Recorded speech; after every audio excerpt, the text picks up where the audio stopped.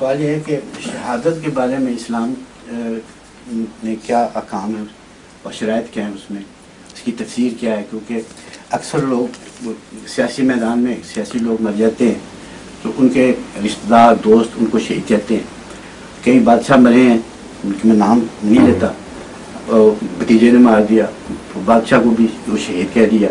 تو شہادت کا رتبہ جو ہے اس کی کسوٹی کیا ہے؟ اور اس کی مطلب جیسے کہ ایران اور عراق میں لڑائی ہوئی، بے شمار لوگ مرے، جتنے ایران میں مرے وہ سارے شہید تھے. ٹھیک ہے، جتنے عراق میں وہ بھی شہید تھے. انہوں نے اتنی شہادت کا نہیں کیا، برابر کی چوٹ تھی، دونوں دروازے تھے. ایرانیوں نے تو بہت ہی کہا. دوسری طرف بھی یہ اعلان تھا شہید. میرا سوال یہ ہے کہ اس میں مطلب اس میں ریسٹرکشن بھی ہے؟ کون ہے جو کہہ سکتا ہے کہ نہیں ہر ایک کہہ سکتا ہے، اس نے روکا ہم کو؟ جو مرضی ہر ایک کا حق ہے، جو مرضی کہی جائے. سو آگے ڈسپینس کون کرے گا؟ قیامت کے دن میں فیصلہ کون کرے گا؟ وہ اللہ کرے گا. تو مجھ سے کیوں کرواتے ہیں آپ ایسا؟ یہ تو رتبہ اتنا نہیں ٹھیک ہے، پر کر رہے ہیں بیچاروں کو اپنا فرض بجاتے ہیں. آپ کو اس سے کیا ہے؟ جو اپنا فرض بجا لا رہا ہے آپ کو کیا تکلیف ہے؟ ان کو اپنا فرض کرنے دیں جو بھی کرتے ہیں.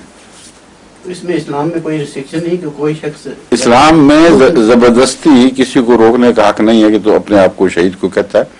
کہاں اجازت ہے کہ اس کو زبردستی پکڑو مارو؟ کوئی قانون اس کے خلاف نہیں ہے. قرآن کریم فرماتا ہے کذالک زینا لکل امت عملہم، کہ اس کا ایک ثبوت ہے عملی جو ہمیں دیکھ رہے ہیں کہ ہم نے ہر ایک کو اس کا عمل خوبصورت کر کے دکھا دیا ہے. ثم الی ربہم مرجعہم، پھر آخر خدا کی طرف لوٹنا ہے ان کا. فینبئہم بما کانوا یعملون، پھر اللہ بتائے گا کہ وہ جو اعمال کیا کرتے تھے ان کی حقیقت کیا تھی. تو جو فیصلہ خدا نے اپنے ہاتھ میں لیا ہے وہ آپ مجھ سے کیا توقع رکھتے ہیں میں اس میں کوئی بات کروں؟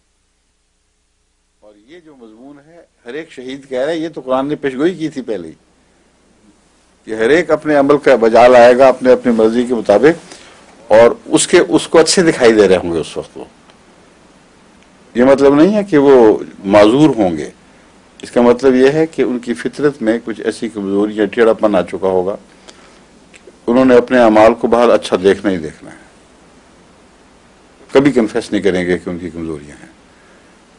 تو پھر ان کا ہر مرنے والا شہید ہو جائے گا. مگر فیصلہ اللہ کی طرف لوٹے گا قیامت کے دن. ثم الی ربہم مرجعہم، پھر ان کا اپنے رب کی طرف لوٹ کے جانا ہے. فینبئہم بما کانوا یعملون، وہ ان کو خبر دے گا کہ وہ کیا کیا کرتے تھے. تسلی ہو گئی؟ کہنے دیں ان کو، کوئی فرق نہیں. ہاں جزاک اللہ. حوصلہ کریں.